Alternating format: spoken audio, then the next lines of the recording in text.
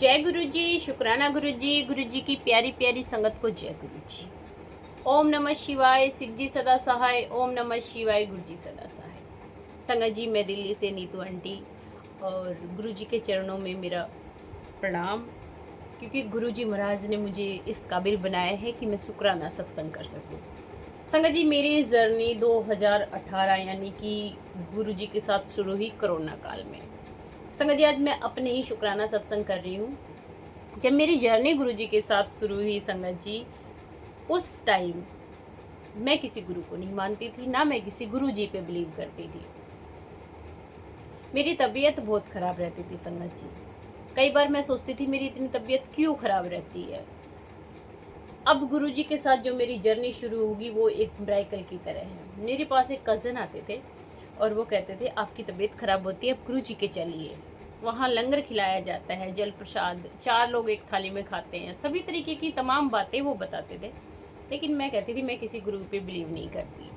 ऐसा मेरा थॉट था संगत जी। संगत जी, उसके बाद वो जो संगत थी वो बार बार मेरे पास आती गई, बार बार मुझसे यही सवाल करती, गुरु जी के बड़े मंदिर चलिए। एक दिन सुबह सुबह का टाइम था, कोरोना पीक से हट चुका था, लेकिन मंदिर नहीं खुले थे। वो आ जाते हैं, कहते गुरु जी के बड़े मंदिर चलिए। मैंने कहा ठीक है। मैंने गाड़ी उठाई और उनके साथ बड़े मंदिर चली गई, मेरे अंकल और मैं। संगत जी, उसके बाद होता क्या है, बड़े मंदिर के सामने जैसे ही पहुंचते हैं, बड़ा मंदिर का गेट बंद। सेवादार बोले बड़ा मंदिर कोरोना काल में नहीं खुल रहा है, ये बाद में खुलेगा। शिवलिंग के दर्शन हुए, मैंने वहाँ मत्था टेका, लेकिन एक अलग सी वाइब्रेट मेरे अंदर हुई जो मैं शायद किसी को नहीं बता सकती थी कि मुझे वहाँ क्या फील हुआ। और उसी दिन उन लोगों ने मुझे ये भी बताया था मंदिर में अगर बाहर से भी दर्शन हो जाए तो सीधे घर ही आना है। हम सीधे घर आए। घर आने के बाद वो फैमिली हमारे साथ कुछ देर बैठी, गुरु जी की बातें की और फिर वो चले जाते हैं।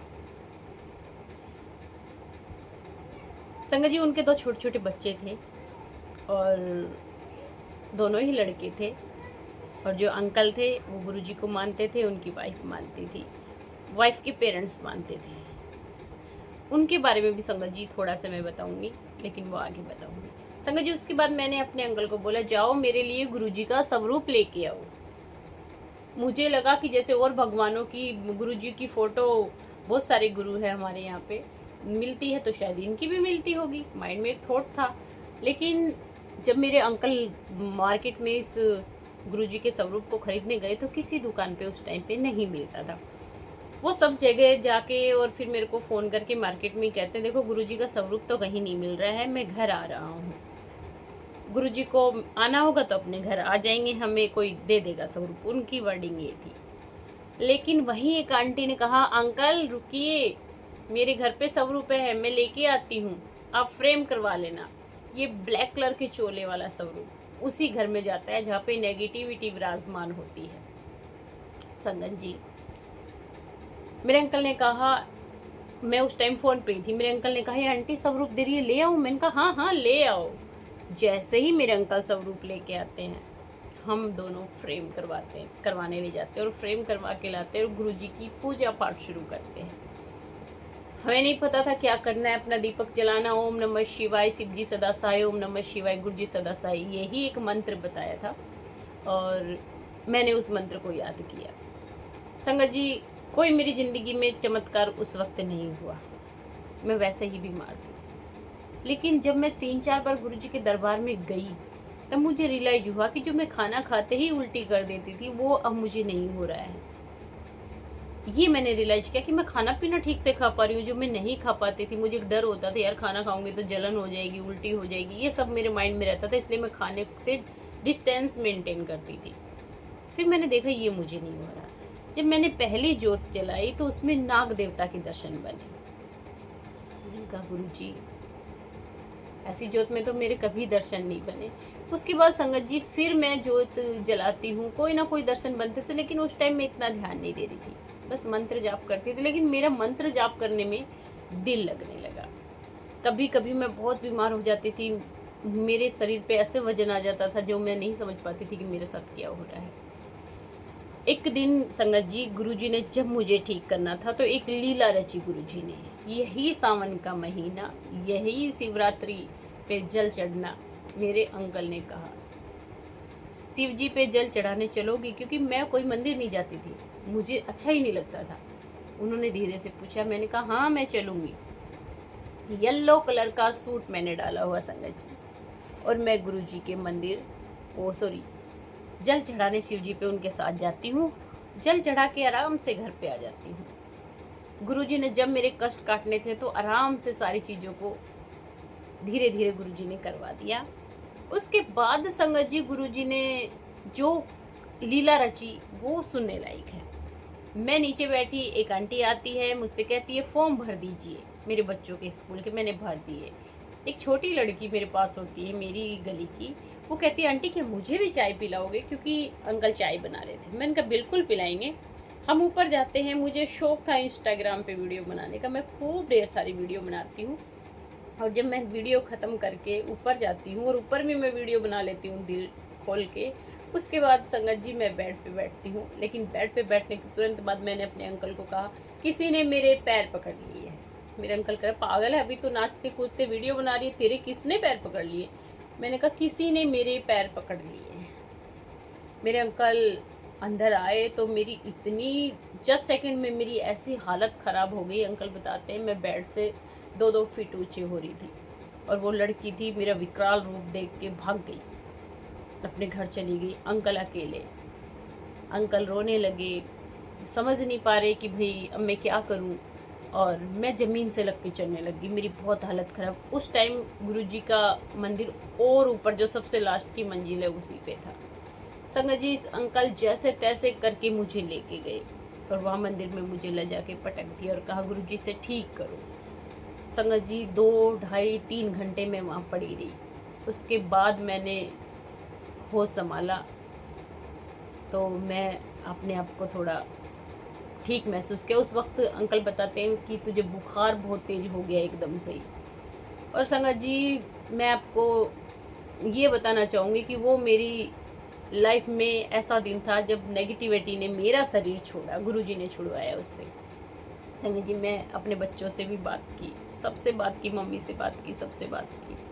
उसके बाद संगत जी मैंने जो कपड़ा पहना था येलो कलर का, मैं ठीक हो जाती हूँ बिल्कुल, और मैंने वो धो के रख दिया। संगत जी कुछ टाइम बाद मैंने उसको पहनने के लिए जब निकाला तो उस पर ऐसे निशान थे कटिंग के कि जैसे किसी ने इसको पूरा काट दिया। मेरे घर में ऐसा कोई नहीं है, छोटा बच्चा नहीं है, कोई भी नहीं है कि काट दे, सास नंद कोई नहीं है, मैं अकेली हूँ और अंकल हैं, ऐसा कोई नहीं है जो काटे। पूरा का पूरा मेरा वो कपड़ा कटा हुआ। लख लख शुक्राना गुरुजी, मैंने उस सूट को भवा दिया। अब संगत जी गुरुजी की मिरेकल लाइफ में शुरू होते हैं। मैंने अंकल को कभी गाड़ी चलाते हुए नहीं देखा था। पर्सनली हम अपनी गाड़ियों में घूमे हैं, बहुत अच्छा समय था। एक लेवल की ऊंचाई पे हमने अपनी ज़िंदगी में गाड़ी घोड़े सब देखे थे। लेकिन अंकल गाड़ी चला रहे थे ओला की, और अंकल ने कहा मुझसे कि अगर गुरुजी में इतनी शक्ति तो बोलना, मेरा काम मुझको वापस दे। वो ट्रांसपोर्ट डिपार्टमेंट में एजेंट थे, और उन्होंने मुझसे जब ये बात कही तो मैंने यही सुन रखा था कि गुरुजी के बड़े मंदिर में मांगते नहीं हैं, गुरुजी को मानते हैं। तो मैंने अंकल से कहा ठीक है। जब मैं गुरुजी के बड़े मंदिर गई तो मैंने यही बोला, गुरुजी मैं आज आपसे मांगने आई हूँ और आपको देना पड़ेगा, मुझे मेरे अंकल का काम वापस चाहिए, वापस दीजिए। संगत जी जो काम 2016 से नहीं हो पा रहा था, 2016 से गाड़ी की टक्करें खा रहे थे हम, अंकल 3 दिन में अपने काम पे वापस थे और आज भी वापस हैं उसी पोजीशन पे, उसी रुतबे से। वही उनकी नोटों की जेब भरी है, वही उनकी ज़िंदगी। संगत जी गुरुजी महाराज मिरेकल करते हैं, चमत्कार करते हैं, बहुत बड़ा चमत्कार था। संगत जी हमने बहुत शुक्राना किया गुरुजी का। पहले अंकल ये कहते थे मैं जाने की सोचता हूँ तो कोई मेरे पैर पकड़ लेता है, लेकिन ये इतना बड़ा मिरेकल है कि बहुत बड़ा। संगत जी उसके बाद अंकल पे एक फॉल्स केस था, किसी ने चेक का केस डाल दिया था। देखो ये विपत्तियाँ हैं, मैं आपको बता रही हूँ, ये सच्ची घटना है। अब अंकल को बार बार जज मैडम कहती थी कि तुझे जेल जाना पड़ेगा या पैसा दे। 6.5 लाख रुपए का फॉल्स केस था।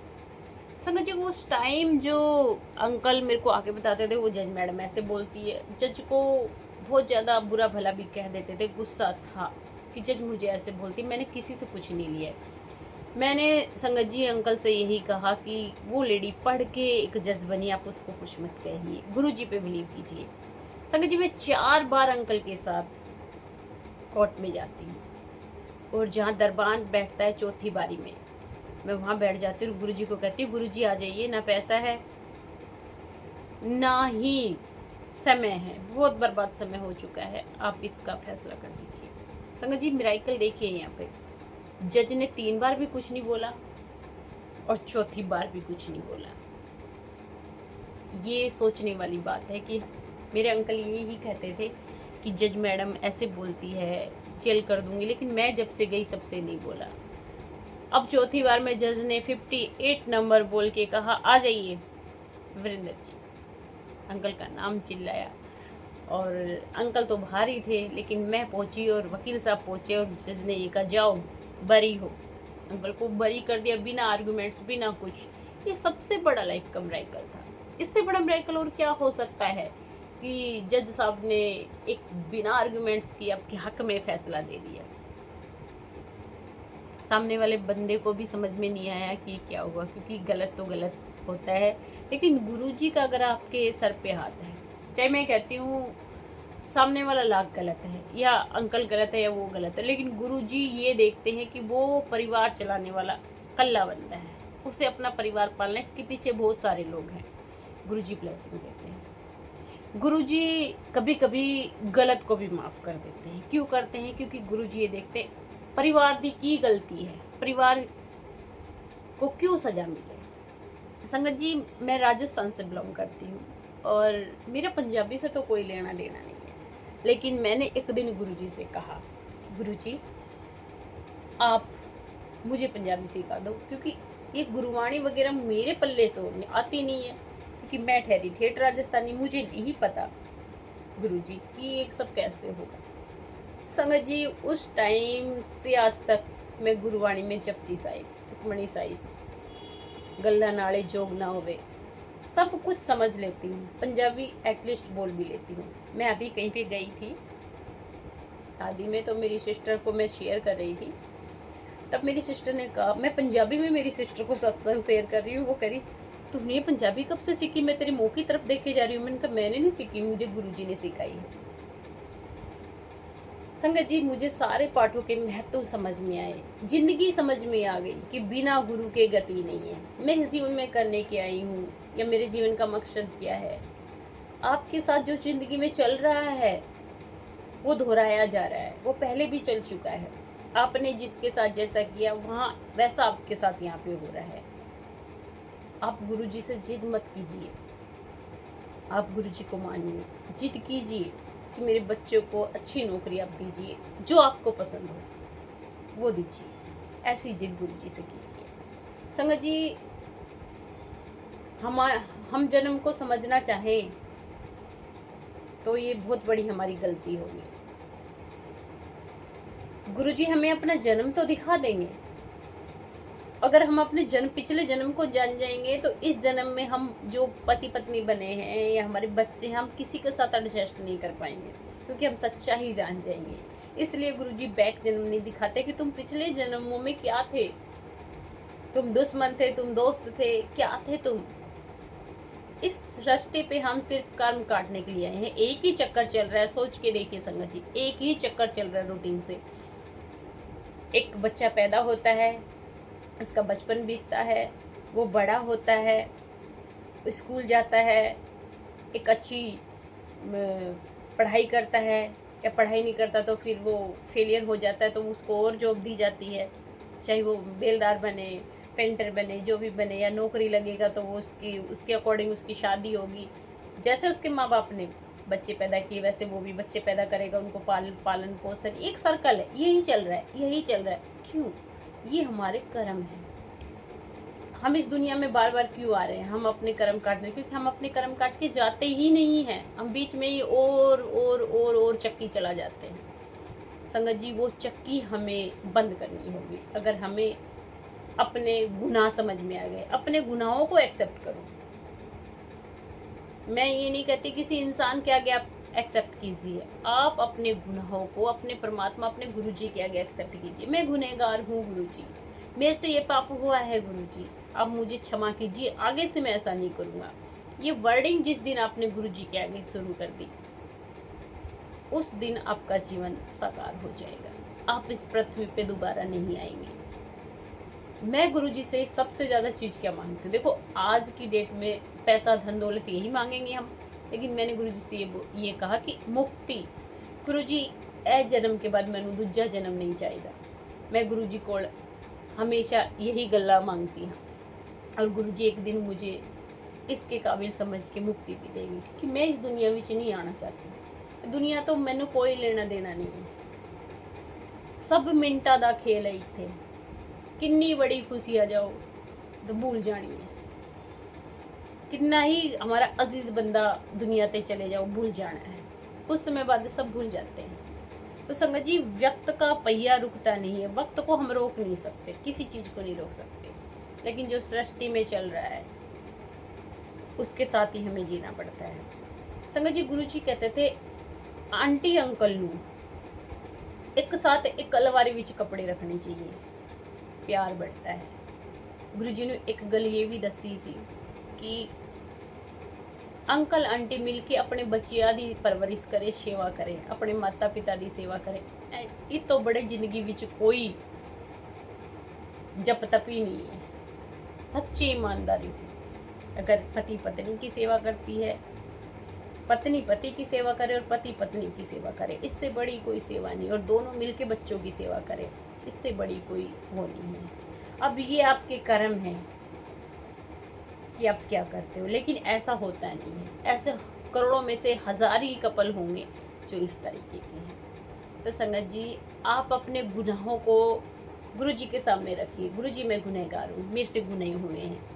इस सृष्टि पे हर मनुष्य गुनाह करता है, उनमें से मैं भी एक हूँ, मुझसे भी हुए, मुझे क्षमा कीजिए। क्योंकि गुरुजी ने एक हत्यारे को भी माफ़ किया था। वो क्यों किया था? क्योंकि गुरुजी पहले तो उसको भगा दिया, गुरुजी ने कहा चला जाए यहाँ से। लेकिन जब वो चलने लगा, जाबदा बंदा था, गुरुजी ने कंधा फड़िया उसका और कहता जा। उसका जो शनि का प्रकोप था, जब शनि की 7.5 ये बोलते ना, शनि की 7.5 सच है, ये शनि की 7.5 ढैया लग जाती है। उस बंदे ते शनि की 7.5 ढैया लगी हुई सी, उसते पाप हो गया सी। गुरुजी ने कहा एनू जेल जे। संगत ने पूछा गुरुजी तुसी काले किवे हो गए? क्योंकि गुरुजी का नूर बहुत तकड़ा था। गुरुजी के नूर के आगे हम सर झुकाते थे, देख नहीं सकते थे उनको, इतना गजब का नूर था उनके चेहरे पे। तो संगत ने पूछा कि गुरुजी आपने ये काले कैसे हो गए आप? गुरुजी ने कहा जड़ा बंदा आया सी उत्थे शनि दा प्रकोप सी, उहदे हाथ से मर्डर हो गया सी, ता मैं उसकी रक्षा नहीं करता तो उसते परिवार दा बेड़ा गर्क हो जाना सी। उसते परिवार दी की गलती सी? वो एक ही कमाने वाला है, लेकिन उन्हें अपनी गलती दा महसूस हुई है ता मेरे कोल आया है। संगत जी, गुरुजी महाराज इतने दिलदार थे कि जिन्हों कह दिया जा तेरी ऐस हो जानी है, उदी ऐस होगी। गुरुजी जिथे संगत सच्ची होंदी सी, पिछले जन्म दे कर्म वधिया होंदे से, गुरुजी उदे कोल खुद ही चले जाते सी। संगत जी, गुरुजी ते आप मंग के तो देखो, आज मुझे एडवोकेट बना रहे हैं। ये मेरा सत्संग है संगत जी, मैं आपके साथ शेयर करूंगी। जिसको LLB का L भी नहीं पता, जिसने घर ही संभाला है, बाहर के काम नहीं संभाले, आज वो LLB में फर्स्ट सेकंड सेमेस्टर पास करके, वो भी बिना बुक पढ़े। ये मेरे इस परमात्मा गुरुजी की कृपा है। इससे बड़ा मिरेकल और क्या बताऊँ मैं, हो ही नहीं सकता। संगत जी, मैं आपसे यही कहूँगी, अगर गुरुजी को मानते हो तो दिल से मानो, दिमाग से नहीं। दिमाग का गुरुजी के पास कोई काम नहीं है। लालच मत कीजिए कि गुरुजी मुझे ये दे दो, ये कहिए कि गुरुजी आप मुझे अपना लो। बस मुझे लास्ट जीवन चाहिए, इस जीवन में जो जो कर्म मुझसे करवाने हैं आपने, आप रास्ता दो, मैं करूँगी या करूँगा, आप मुझे रास्ता दिखाओ। ऐसी गुरुजी से आपने उम्मीद बांधनी है। ये नहीं कि गुरुजी मुझे दौलत दे दो। एक सत्संग में एक अंकल का आपके साथ शेयर कर सकती हूँ। एक अंकल गड्डी भर के पैसा लेके आए इस जदों बड़े मंदिर का काम चल रहा सी, ता गुरुजी कोल आके बोला, गुजरात का बंदा सी, गुरुजी नूं कहंदा सी, गुरुजी तुसी ये पैसे ले लो, तुहाडा मंदिर बनवा लो। गुरुजी कहता अच्छा ठीक है, ले लांगे तेरे पैसे, पहले तू जाके देख तो आ मंदिर में पैसा लगना भी है कि नहीं। अब सेवादार जो पास में खड़ा था वो कह रहे, गुरुजी मंदिर तो अभी 4 दीवारी नींव भरी हुई है, क्या दिखा के लाऊं मैं इसको। गुरुजी कहते मंदिर वेखिया लगना है या नहीं। गुरुजी कहते जा एनू मंदिर दिखा ला। बड़े प्यार से वो जाता है और वो जाके पूरा जो आज हम मंदिर देख रहे हैं, जो गुरुजी के पास आया था उसने वो मंदिर उसी वक्त देख लिया था। अब वो सेवादार के पास मंदिर देख के वापस आता सेवादार के साथ, तो आगे कहता गुरुजी मंदिर बहुत सोहना बनाया है आपने, और यहाँ तो काम कंप्लीट हो गया है, पैसे लगने की तो कोई जगह ही नहीं है। तब कहता है गुरुजी से, मुझे आज्ञा दीजिए जाने की। गुरुजी कहते हैं ठीक है फिर जा, लंगर चख ले, चाय पी ले। वो बंदा चला जाता है। संगत जी उसके बाद सेवादार गुरुजी से पूछते हैं, गुरुजी मंदिर तो बना ही नहीं है आपने, उसके पैसे क्यों नहीं लिए। गुरुजी कहते हैं ये जड़ा मंदिर में बना रहा, ये दुनिया के दुख दर्द काटने के लिए बना रहा। 2 नंबर का पैसा ਇਹਦੇ ਵਿੱਚ नहीं लगना, मैं 2 नंबर का पैसा नहीं लेना किसी को, मैनू नहीं चाहिए। कितनी बड़ी बात है। वो बहुत पुण्य पवित्र जगह है जहाँ हम जाते हैं, लंगर चखते हैं, कैंसर बड़ी बड़ी बीमारियाँ ठीक हो जाती है। तो इससे बड़ी तो संगत जी कोई बात नहीं हो सकती कि 2 नंबर का पैसा गुरुजी ने मोड़ दिया। क्योंकि गुरुजी परम पिता परमेश्वर है, वो सृष्टि पर कल्याण करने के लिए आए थे। गुरुजी ने ये भी कहा था कि मेरी समाधि के 20 साल बाद मैं फिर धरती में जावांगा जन्म लेके। बहुत बड़ी गल दसी थी गुरुजी। गुरुजी संगत से बहुत प्यार करते थे। संगत को अपने पास बिठा के रखना, संगत के पास जमीन पे बैठ जाना, लेट जाना, बहुत प्यारे गुरुजी थे। हम सुनते हैं, मैंने कभी गुरुजी को नहीं देखा, लेकिन जब मैं वो पल फील करती हूँ तो मुझे ऐसा लगता है गुरुजी अभी सामने बैठे हुए हैं और लेटे हुए हैं। कभी मैं ऐसे फील करती हूँ तो मुझे सारा नज़ारा दिखाई देता है, क्योंकि मैं अपने गुरुजी से बहुत प्यार करती हूँ। क्योंकि पहले मेरे जन्मदाता वही हैं, उस दुनिया में बना के मुझे उन्होंने भेजा है, फिर मेरे माँ बाप है, और मैं अपने माँ बाप की भी बहुत इज्जत करती हूँ। कुछ नहीं है इस दुनिया में, इस दुनिया में सिर्फ माँ बाप अगर आपको समझ में आ गए तो संगत जी आपको सब समझ में आ जाएगा। माँ बाप कैसे भी, हम बहुत बुरा माँ बाप के लिए सोच लेते हैं, लेकिन माँ बाप ने हमारे लिए क्या क्या कुर्बानियाँ दी हैं, क्या क्या अपने सपने छोड़े हैं, ये हम नहीं जान सकते। ये उनको पता है, ये हमें जानना जरूरी है। हम उनका कर्ज नहीं चुका सकते, कैसे चुकाएंगे। कई बार गुस्सा आ जाता है, माँ बाप हमारी बात नहीं मानते, बहुत गुस्सा हो जाते हैं हम लोग, लेकिन हम गलत हैं। वो हमारे बड़े हैं, उनको पता है हमारे फ्यूचर का। कई बार हम सोचते हैं हमारे माँ बाप गलत है। सब कर्मों का लेखा जोखा हो रहा है यहाँ पे, सब कर्मों का लेखा जोखा हो रहा है। तो संगत जी एक पल के लिए हम सोच सकते हैं कि परमात्मा धरती पे आए थे हमें कुछ देने के लिए, क्या मुक्ति। लेकिन हमने मांगा क्या, गड्डी दे दो, मर्सिडीज दे दो, दौलत दे दो, मेरे बेटे का ब्याह हो जाए, मेरे बेटे की बड़ी नौकरी लग जाए। हमने सिर्फ तमाम जो चीज़ें हैं वही मांगी। हमने क्यों, जो बड़े बड़े तपस्वी जो 300 साल से पृथ्वी पे हैं, जिनकी उम्र रुकी, वो भी गुरुजी के पास जाके यही चीज़ें मांगी कि मैनू सचखंड दा दूध पिला दो। जय गुरु जी, शुक्राना गुरु जी। अगर सत्संग अच्छा लगे तो शेयर करें। गुरु जी की बहुत बहुत, गुरु जी के चरणों में बहुत बहुत धन्यवाद। जय गुरु जी, शुक्राना गुरु जी।